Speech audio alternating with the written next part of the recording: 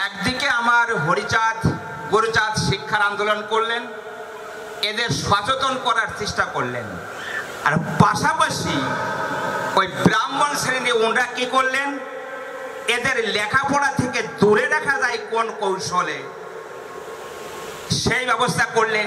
এই যে দুটো জায়গা, এই দুটো জায়গা আপনাদের নিয়ে চিন্তা করতে হবে যে আমার হরিগুরুচাঁদ কেন উন্মুক্ত করে দিলেন আর ওরা কেন আমাদের শিক্ষা থেকে দূরে রাখলেন। এর উত্তর তো সবাই আপনারা জানেন। আসলে এমন একটা চমৎকার এই যে সেমিনার, আমার বুক ভরে যাচ্ছে। পাশাপাশি আমার কিছু বলার নেই, কারণ আমি এখানে আজকে আমি শুনবো এরকম একটা সিদ্ধান্ত, যেখানে আমার বড় বৃক্ষ জ্ঞানের সাগর আমার বিকারদা আছে, তা সেইখানে আমি কিছু বলতে ইচ্ছা হচ্ছে না। তাই এইখানে আমার এই ছোট ভাই সঞ্চালক ও একটা কথা বলেছে যে অনন্ত অসীম যদি দেখিবারে চাস, ধর্ম নয় আগে তুই শিক্ষা জলে ভাস। এই অনন্ত অসীম চিনানোর একটু ব্যবস্থা আমাকে করলেন সেদিন আমার বেকারদা।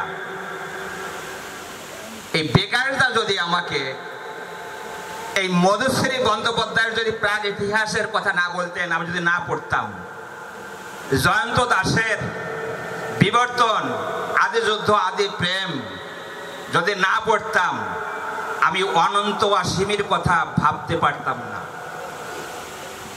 আপনাদের একটা বিষয় চিন্তা করতে হবে, সে বিষয়টা হলো যে একদিকে আমার হরিচাঁদ গুরুচাঁদ শিক্ষার আন্দোলন করলেন, এদের সচেতন করার চেষ্টা করলেন, আর পাশাপাশি ওই ব্রাহ্মণ শ্রেণী ওনারা কি করলেন, এদের লেখাপড়া থেকে দূরে রাখা যায় কোন কৌশলে সেই ব্যবস্থা করলেন। এই যে দুটো জায়গা, এই দুটো জায়গা আপনাদের নিয়ে চিন্তা করতে হবে যে আমার হরিগুরুচাঁদ কেন উন্মুক্ত করে দিলেন আর ওরা কেন আমাদের শিক্ষা থেকে দূরে রাখলেন। এর উত্তর তো সবাই আপনারা জানেন।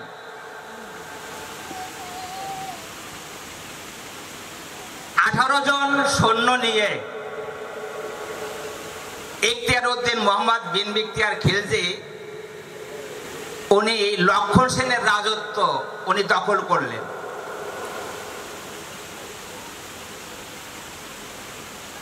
ওই যে 18 জন সৈন্য, ওই 18 জন সৈন্যের মধ্যে দুটো ভাই ছিল, ওরা আপন দুই ভাই। এরা ছিল শামসুদ্দিন এবং নিজামুদ্দিন। তা যখন লক্ষণ সেন চলে যায়, উনি কিন্তু কোনো যুদ্ধ করেননি, পিছন দরজা দিয়ে উনি পালিয়ে চলে যান। ঘরে সুন্দরী স্ত্রী, সুন্দরী কন্যা, সোনার থালে ভাত, রূপার থালে ব্যঞ্জনাদি, ইষ্ট নাম স্মরণ করে মুখে ভাত দেবেন। এই সময় উনি পেছন দরজা দিয়ে পালিয়ে চলে যান। সোনা দানা টাকা পয়সা সব কিছু উন্মুক্ত রেখে, কারোর কথা ভাবলেন না। এই যুদ্ধের পরে এই খিলজি ছিলেন অত্যন্ত বিচক্ষণ। ইনি এই দুই ভাইকে বলেছিলেন, এই দুই ভাই ছিল তৎকালীন সময়ে জ্ঞানী। এই শামসুদ্দিন নিজামুদ্দিন ওই সৈন্যদলের মধ্যে দুই ভাই বলেছিল, তোমাদের উপর একটা ভার দিলাম। সে ভারটা কি? আজ পর্যন্ত কেউ বিনা যুদ্ধে কোনো রাজ্য ছেড়ে দেয় নাই, বা বিনা রক্তপাতে কোনো রাজ্য জয় করা যায় নাই। কিন্তু এই লক্ষণ সেন এরকমটি কেন করলো? একটা বিরাট প্রশ্ন। তা তৎকালীন সময়ে এই নিয়ে একটা বই হয়, যে বইটা পরবর্তী পর্যায়ে আমরা জেনেছি মিনহাজুস সিরাজ। বইটার নাম হলো তবকা-ই-নাসিরি। এই তবকা-ই-নাসিরিতে দেখা গিয়েছে ওই লক্ষণ সেনের যে অধিবেশন ছিল, রাজ দরবার ছিল, ওই অধিবেশন রাজ দরবারে যারা ছিলেন সবই ছিলেন ওই ভক্ত, কবি, ভাগবত পাঠক, সাধক, এই শ্রেণীর লোক। এদের মধ্যে কখনো রাষ্ট্র চিন্তাবিদ কেউ ছিল না। আপনারা শুনেছেন যে এই কলির নাকি শেষ অবতার কল্কি অবতার। ভাগবতে আছে কল্কি অবতারের কাহিনী। এই কল্কি অবতারের কাহিনী ওই যে যারা সাধক এরা এইগুলি ওই রাজাকে শোনাতেন যে এই কল্কি অবতার এসে গেছে, উনি ঘোড়ায় চড়ে আসবেন, যারা মেলেচ্ছ, যারা অপরাধী, যারা দুষ্কৃতে তাদের কেটে শেষ করে দেবেন। তা প্রায় উনি এই মাটিতে ওই ব্রাহ্মণরা যেটা করে ওই একে একে বলতেন যে কল্কি অবতার বেশি দূরে নয়, উনি একদম কাছে কাছে চলে এসেছেন।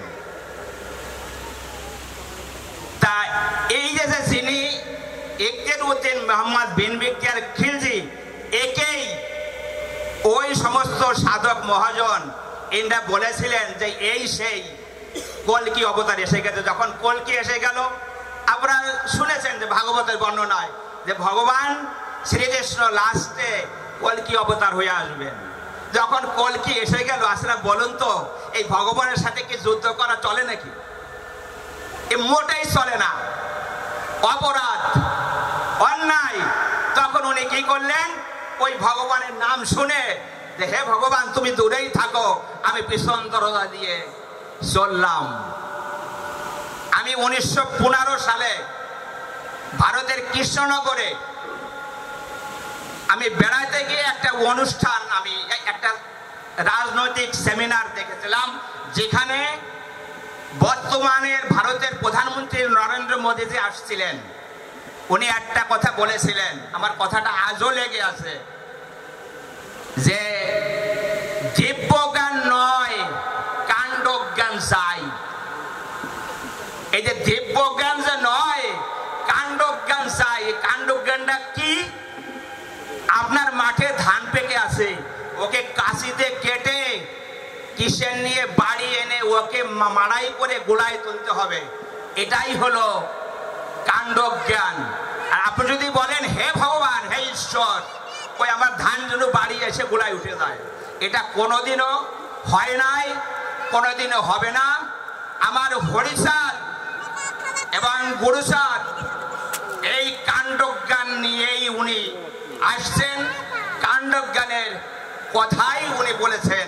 আমরা আশা করি এই যে দিব্যজ্ঞান আপনারা পরিহার করবেন, কাণ্ডজ্ঞানকে সচেতন করুন, তাহলে আমাদের আগামী প্রজন্ম তারা উত্তর এমন একটা জায়গায় পৌঁছে যাবে।